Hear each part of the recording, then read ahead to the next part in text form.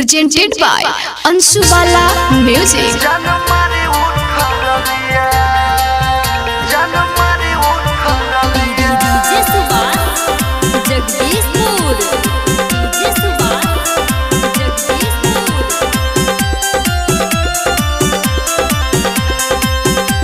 Balaji recording studio Jadavpur.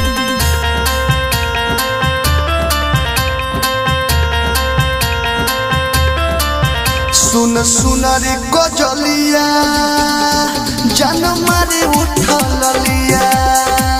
सुन सुन रे गजलिया जान मारे उठल लिया। ई हवा ना कोली तोहर बाबू तलिया। सुन सुन रे गजलिया जान मारे उठल लिया। सुन सुन रे गजलिया जान मारे उठल लिया। ला ला ला ला ला ला ला। DJ Subhash Jagdishpur. DJ Subhash Jagdishpur. Balaji recording studio Jadavpur. presented by Anshu Bala Music। घंगरी हिले तो हिले ला करे जा दे द चुमा भले चार काठा ले जा।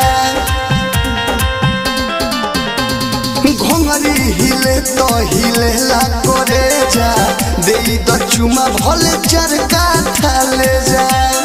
ले हम 2000 तब छुए देब गलिया। सुन सुन रे गजलिया जान मारे उठल लिया। सुन सुन रे गजलिया जान मारे उठल लिया।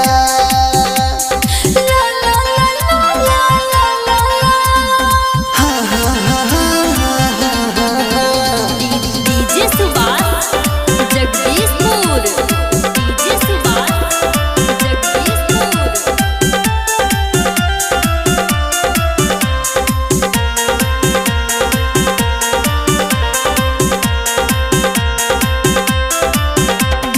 अखिया में बस गइल तोहरे सूरतिया विदेशी लाले यादव के कोटे न रतिया।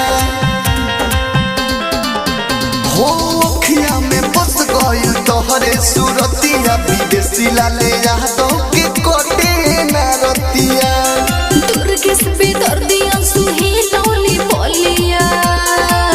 सुन सुन रे गजलिया जान मारे उठल लिया। सुन सुन रे गजलिया जान मारे उठल लिया। Balaji recording studio Jadavpur. presented by Anshu Bala Music।